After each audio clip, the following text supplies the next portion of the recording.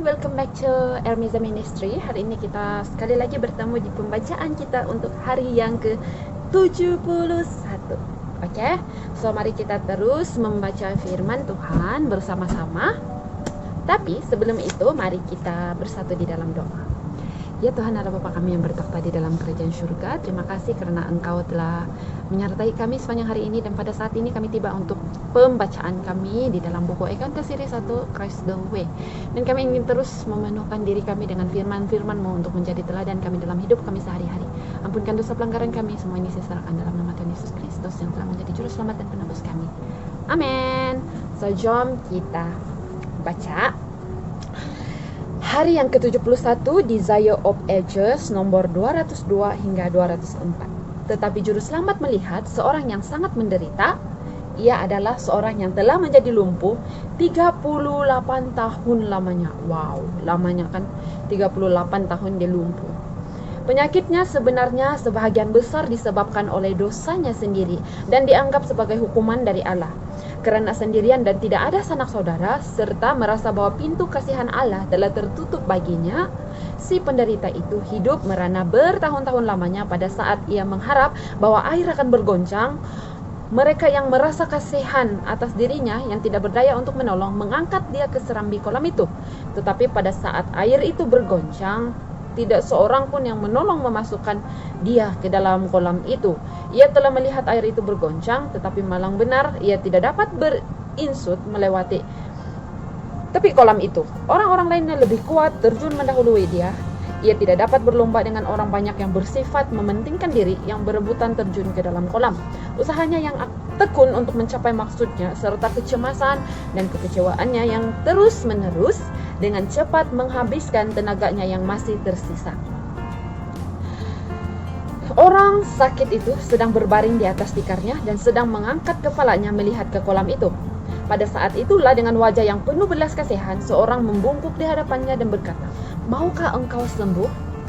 Menarik perhatiannya. Harapan timbul dalam hatinya. Ia merasa bahwa rupanya ia akan mendapat pertolongan. Tetapi seri wajahnya yang penuh harapan itu tiba-tiba menjadi suram kembali. Ia teringat betapa seringnya ia telah berusaha mencapai kolam itu dan kini hanya tinggal sedikit harapan baginya untuk hidup hingga air itu bergoncang kembali. Ia berpaling dengan badan yang lemah, seraya berkata, "Tuhan, tidak ada orang yang menurunkan aku ke dalam kolam itu. Apabila airnya mula goncang dan sementara aku menuju ke kolam itu, orang lain sudah turun mendahului aku." Yesus tidak meminta si penderita ini menggunakan iman kepadanya. Ia hanya berkata, "Bangunlah, angkatlah tilammu dan berjalanlah." Tetapi iman orang itu berpegang teguh pada perkataannya itu. Setiap urat, saraf, dan otot bergetar dengan hayat yang baru dan tenaga hidup kembali pada anggota-anggota tubuhnya yang lumpuh itu. Dengan tidak ragu-ragu, ia mengambil keputusan untuk menurut perintah Kristus dan segenap ototnya menyambut kemauannya. Setelah melompat, ia merasa bahwa dirinya telah menjadi seorang yang sehat kembali. Yesus tidak memberikan kepadanya jaminan pertolongan ilahi jika orang ini telah berhenti sejenak untuk meragu-ragukan perkataannya. Ia akan kehilangan kesempatan untuk sembuh. Tetapi ia percaya akan perkataan Kristus dan dalam berbuat menurut perkataan Tuhan ia menerima kekuatan. Melalui iman yang sama pula kita boleh mendapat kesembuhan rohani. Oleh dosa kita telah diceraikan dari hidup Allah jika jiwa kita pun telah menjadi lumpuh. Dengan kekuatan kita sendiri, kita tidak sanggup hidup suci sebagaimana orang yang tidak bertenaga itu tidak sanggup berjalan. Banyak orang sadar akan keadaan mereka yang tidak berdaya itu dan merindukan suatu kehidupan rohani yang akan menyesuaikan kehidupan mereka dengan kehendak Allah.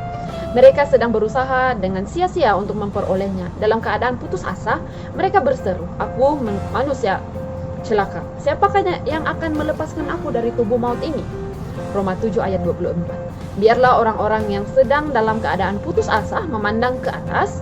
Juru selamat sedang menundukkan dirinya kepada mereka yang ditebus dengan darahnya sambil berkata dengan kelemah lembutan dan belas kasihan yang tidak terperikan, "Maukah engkau sembuh?"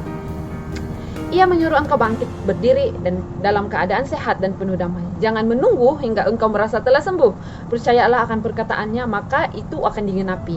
Taruhlah kehendak hatimu pada pihak Kristus, mau untuk melayani Dia, dan dalam berbuat menurut perkataannya, engkau akan menerima kekuatan, kebiasaan yang buruk dan hawa nafsu apapun sudah lama dimanjakan dan mengikat jiwa dan tubuh kita. Kristus sanggup dan rindu untuk melepaskannya. Ia akan memberikan hidup kepada jiwa yang mati karena pelanggaran-pelanggaran dan dosa-dosamu. Efesus 2 ayat 1. Ia akan membebaskan tawanan yang terbelenggu oleh kelemahan dan kemalangan dan rantai dosa. Orang lumpuh yang telah disembuhkan itu membongkok, hendak mengangkat tempat tidurnya yang hanya terdiri dari tikar dan selimut, dan pada saat ia menegakkan dirinya kembali dengan perasaan gembira, ia melihat keliling untuk mencari orang yang telah menyembuhkan dia. Tetapi Yesus sudah berada di tengah orang banyak. Orang itu khawatir, jangan-jangan ia tidak akan mengenal dia jika ia bertemu dengan dia kembali.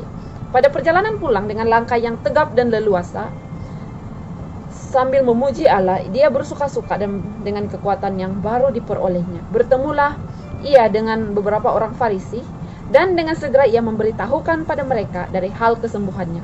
Ia sangat terkejut melihat sambutan yang dingin ketika mereka mendengarkan penuturan ceritanya. Dengan mengerutkan kening, mereka menyela pembicaraannya dan bertanya, mengapa ia membawa tempat tidurnya pada hari Sabat? Dengan tegas mereka memperingatkan kepadanya bahwa adalah melanggar Taurat memikul sesuatu pada hari Tuhan. Karena kegirangannya, orang ini telah lupa bahwa hari itu adalah hari Sabat. Tetapi ia merasa tidak bersalah karena ia mentaati perintah seorang yang mempunyai kuasa daripada Allah. Ia menjawab dengan berani, orang yang telah menyembuhkan aku, dia yang mengatakan kepadaku, angkatlah tilammu dan berjalanlah. Mereka bertanya, siapa orang itu yang telah berkata sedemikian? Tetapi ia tidak dapat memberitahukannya. Penghulu-penghulu ini mengetahui dengan jelas bahwa hanya seorang yang telah menunjukkan dirinya sanggup mengadakan mujizat ini. Tetapi mereka menginginkan bukti yang nyata bahwa ialah Yesus, agar mereka dapat menuduh dia sebagai seorang pelanggar Sabat. Pada penilaian mereka, ia bukan sahaja telah melanggar hukum karena menyembuhkan orang sakit pada hari Sabat, tetapi juga telah melakukan suatu kecemaran karena menyuruh dia memikul tempat tidurnya. Orang Yahudi sudah begitu hebat memutarbalikkan arti Taurat itu, sehingga mereka menjadikannya suatu kuk perhambaan. Segala tuntutan mereka yang tidak berarti telah menjadi buah mulut di kalangan bangsa-bangsa lain. Secara istimewa, Sabat itu dipagari dengan segala macam larangan yang tidak masuk akal. Bagi mereka, hari itu bukan lagi menjadi suatu hari kesukaan yang patut disucikan bagi Tuhan, yang harus dihormati. Kitab-kitab dan orang Farisi telah menjadikan pemeliharaan hari itu suatu beban yang tidak mengenal ampun. Seorang Yahudi tidak diizinkan menyalakan api atau memasang lilin pada hari Sabat. Sebagai akibatnya, banyak orang Yahudi yang bergantung pada orang kafir untuk melakukan pekerjaan yang tidak dapat mereka lakukan sendiri karena dilarang oleh peraturan itu. Mereka tidak mau memikirkan bahwa jika perbuatan ini adalah dosa, mereka yang menyuruh orang lain melakukannya sama bersalah seperti mereka sendiri telah melakukan pekerjaan itu. Mereka merasa bahwa keselamatan itu hanya terbatas pada orang Yahudi, dan keadaan semua orang lain yang tidak berpengharapan lagi tidak dapat menjadi lebih buruk. Tetapi Allah tidak memberikan hukum-hukum yang tidak dapat diturut oleh semua orang. Hukum-hukumnya tidak membenarkan larangan yang tidak masuk akal atau bersifat mementingkan diri. Di dalam bait suci, Yesus bertemu dengan orang yang telah disembuhkannya itu. Orang itu datang untuk membawa korban karena dosa dan juga persembahan syukur karena rahmat yang besar yang telah diperolehnya. Ketika Yesus melihat dia di antara orang banyak itu, Yesus pun memperkenalkan dirinya dengan perkataan amaran. Engkau telah sembuh, jangan berbuat dosa lagi, supaya padamu jangan terjadi yang lebih buruk. Orang yang telah disembuhkan itu sangat bersuka karena bertemu kembali dengan pelepasnya. Dengan tidak mengetahui akan permusuhan terhadap Yesus, ia telah memberitahukan kepada orang Farisi yang telah bertanya kepadanya dahulu bahwa inilah dia yang telah menyembuhkan dia. Dan karena itu orang-orang Yahudi berusaha menganiaya Yesus karena ia melakukan hal-hal itu pada hari Sabat. Yesus dibawa menghadap Sanhedrin untuk menjawab tuduhan karena pelanggaran akan hari Sabat. Jika pada saat ini bangsa Yahudi telah menjadi suatu bangsa yang merdeka, maka tuduhan yang semacam itu tentu akan menguatkan maksud mereka untuk membunuh dia. Tetapi oleh karena mereka masih di bawah kekuasaan Roma, maka maksud ini terhalang. Orang Yahudi tidak mempunyai kuasa untuk menjatuhkan hukuman yang besar, dan tuduhan yang dibawa mereka itu untuk menentang Kristus tidaklah berat pada pengadilan Roma. Tetapi ada persetujuan lain yang mereka harapkan untuk dicapai mengenai usaha mereka untuk menentang pekerjaannya. Kristuslah yang telah menang hingga di Yerusalem pun pengaruhnya adalah lebih besar daripada pengaruh mereka itu. Orang banyak yang tidak tertarik oleh pidato rabi-rabi itu telah tertarik oleh pengajarannya. Mereka dapat memahami perkataannya, dan hati mereka itu pun dikuatkan dan mendapat penghiburan. Ia menyatakan bahwa Allah itu bukanlah sebagai seorang hakim yang bengis, tetapi sebagai seorang bapa yang lemah lembut, dan dinyatakannya pula bahwa peta Allah itu adalah sebagai yang dicerminkan di dalam dirinya. Perkataannya adalah bagaikan minyak peram yang menyembuhkan roh yang luka. Baik perkataannya maupun perbuatan kasihannya, kedua-duanya telah memecahkan tradisi lama dan hukum-hukum buatan manusia yang telah mengemukakan kasih Allah di dalam kesempurnaannya yang tidak terhingga itu. So, sampai di sini sahaja pembacaan kita untuk hari yang ke-71. Sangat baik ceritanya, di mana mengisahkan seorang yang telah disembuhkan oleh Yesus pada hari Sabat, dan orang Yahudi telah menghakimi Yesus dan mengatakan bahwa dia telah melakukan kesalahan. Tetapi kita tidak dilarang untuk berbuat baik pada hari Sabat, termasuklah menyembuhkan orang. Oke, so para dokter, nurse di luar sana, kalau kamu bertugas untuk menyembuhkan orang, merawat orang, itu adalah satu pekerjaan yang baik, dan Yesus sendiri sudah menjadi contoh di dalam Alkitab untuk terus merawat orang, membantu orang yang sakit pada hari Sabat. So, sampai di sini saja renungan kita ataupun pembacaan kita. Mari kita akhiri pembacaan kita hari ini dengan doa. Ya Tuhan Allah Bapa kami yang bertakhta dalam kerajaan surga, terima kasih Tuhan kerana Engkau telah memberikan kami satu cerita yang begitu indah di dalam firman Engkau hari ini. Dan kami telah belajar sesuatu Tuhan, dan kami juga ingin membantu orang-orang yang memerlukan di mana saja mereka berada, dan bila masa benda itu diperlukan daripada kami.